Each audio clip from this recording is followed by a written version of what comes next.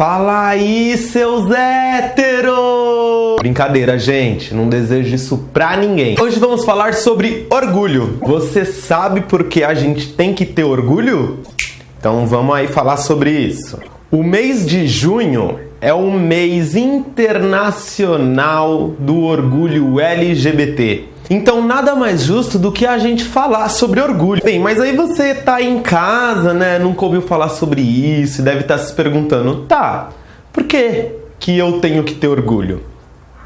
Então vamos pensar sobre isso. A comunidade LGBT, nos últimos séculos, tem sofrido perseguições inúmeras. Hoje em dia vivemos num Brasil onde não somos alcançados pelas políticas públicas do Estado, não somos alcançados pelas ONGs LGBTs que têm atuado na cidade, nós somos demonizados pela religião e o golpe fatal que vai dificultar com que nós tenhamos acesso a tão sonhada dignidade é exatamente esse golpe na nossa autoestima. A representação LGBT que temos são representadas na grande mídia por homens gays brancos assimilados a padrões heteronormativos eurocêntricos e que acessam a dignidade pela tão sonhada ascensão social. E bem sabemos que essa ascensão social ela não é acessível a todos. Ela inclui cada vez catracas e mais catracas que nós como LGBTs temos que aturar o dobro de dificuldades simplesmente quando vamos querer, por exemplo, cursar uma universidade, fazer uma pós-graduação ou acessar qualquer meio de estudo para que a gente possa, de certa forma, tentar ascender socialmente como nos é ensinado. E quando chegamos nas universidades, até mesmo lá dentro, enfrentamos grandes problemas quanto à positivação da nossa identidade. Por exemplo, eu sou formado em psicologia. Durante a minha graduação inteira, se a gente parou um dia inteiro para falar sobre sexualidade, gênero, diversidade sexual ou relacionamentos não tradicionais, foi muito. Nós como LGBTs temos que tirar leite de pedra ao positivar nossas identidades, porque constantemente elas são atacadas, são demonizadas e são difamadas. Somos excluídos de nossas famílias, somos assassinados nas ruas e muitas vezes estuprados para que a gente volte ao normal. E pensando exatamente em autoestima, que a comunidade LGBT cada vez mais tem militado e tem feito ações para que nós nos orgulhemos de quem somos. Diversas celebrações são estendidas durante o ano para que a gente lembre quem nós somos, de onde viemos, quem é nosso povo.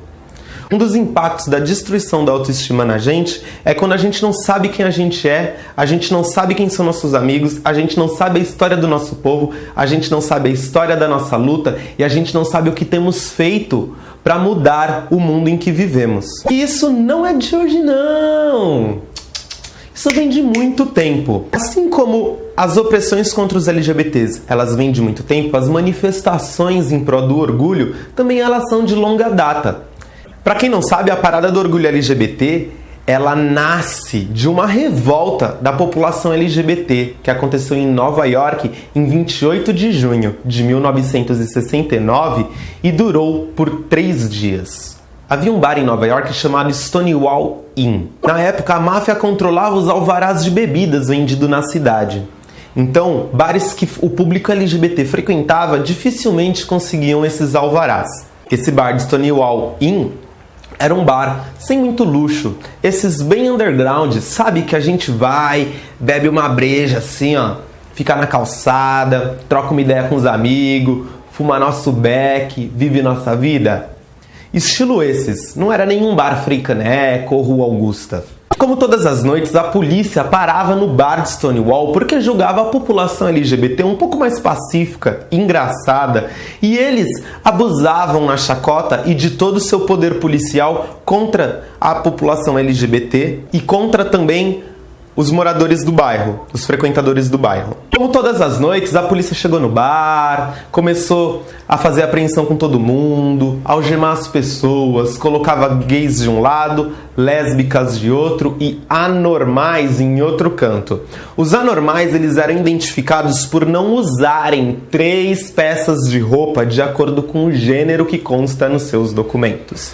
Ou seja, as caminhoneiras, as drag queen, as pessoas trans, todas elas eram colocadas ali como um lugar de chacota mesmo. Até então que a polícia, ao fazer essa batida, não esperava que no dia 29 de junho de 1969, a população do bar e do bairro se revoltasse contra tantas ações truculentas e violentas da polícia. Aconteceu uma reviravolta, as pessoas começaram a pegar tudo que tinham nas mãos e jogar contra a polícia. Foram pra cima da polícia e houve um montinho a ponto que a polícia teve que se trancar dentro do próprio bar para que a população não a linchasse. Essa revolta não parou nisso não, perdurou por 3 dias. As pessoas voltavam para suas casas, iam para os seus trabalhos e à noite voltavam para a região de Stonewall e tacava fogo nas coisas, quebrava vidraças, apenas incorriam em situações de desobediência civil para chamar a atenção para o que estava acontecendo naquele lugar. Não podemos esquecer de um fato muito importante, que a rebelião de Stonewall, ela teve participação não só da população LGBT, mas como dos profissionais do sexo daquela região, da população negra que morava naquela região e da população de rua. Stonewall ficava numa região muito pobre e que sofria demais com o abandono do Estado e a violência da polícia. Entretanto, como tudo na vida tende a ser surrupiado para a classe dominante, não foi diferente com a revolta de Stonewall. A revolta de Stonewall, ela foi retratada no cinema como uma revolta de gays brancos reclamando do governo e protestando para que fossem livres e pudessem amar. Mas a verdade por trás de Stonewall não está inscrita somente num pedido de amor ou de existência.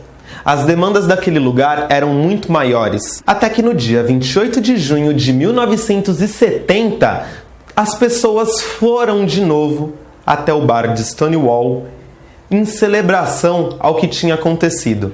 Após a revolta de Stonewall, o tema foi debatido nos jornais, nas televisões e ganhou grande visibilidade. Muitos ativistas LGBTs da época não gostaram muito, diziam que era uma revolta, violência, pessoas loucas, sem propósitos e que não sabiam o que estavam reivindicando.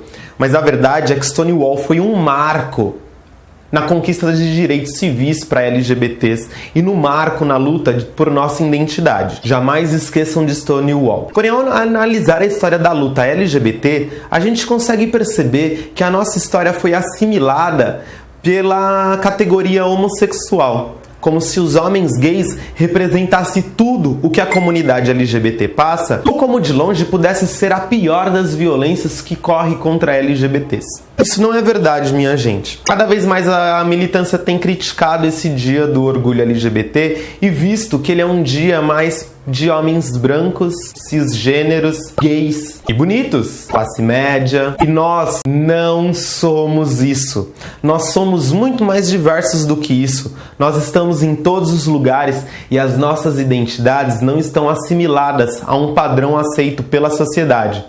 Se estivesse, ainda não estaríamos onde estamos e ainda não seríamos um dos países que mais mata LGBTs no mundo. Com as críticas contra o Dia do Orgulho LGBT, mais conhecido como Dia do Orgulho Gay, outras datas para comemorar a positivação da identidade de LGBTs também acontecem no ano. Como a gente pode pensar no Dia do Orgulho Bissexual, que é comemorado no dia 23 de setembro.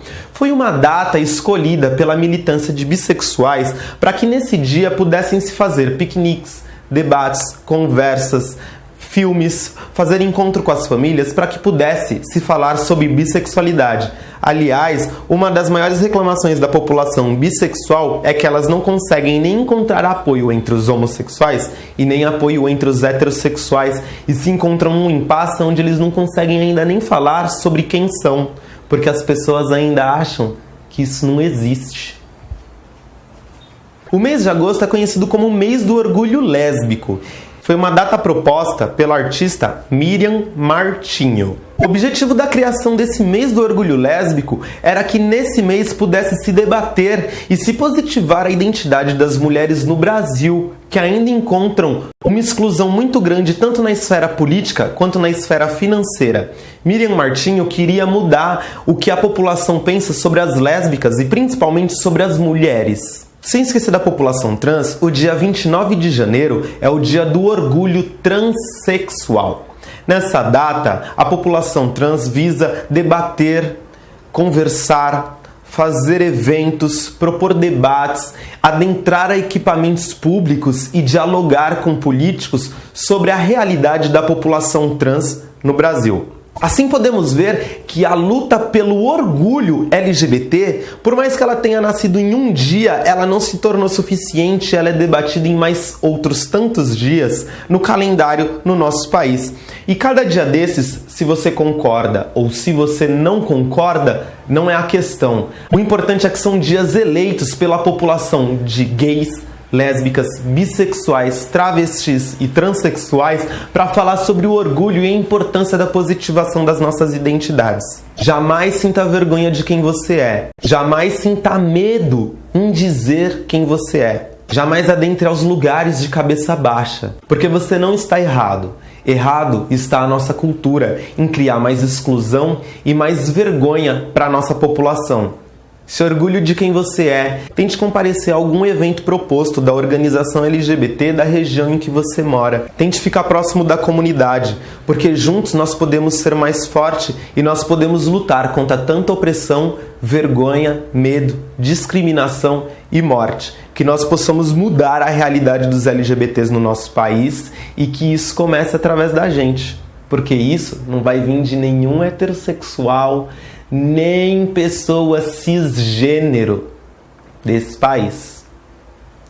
A nossa sobrevivência e a mudança da nossa realidade sempre esteve em nossas mãos. Então, se orgulhe, lute e se organize com os LGBTs próximos de você. Você não está sozinho. Valeu!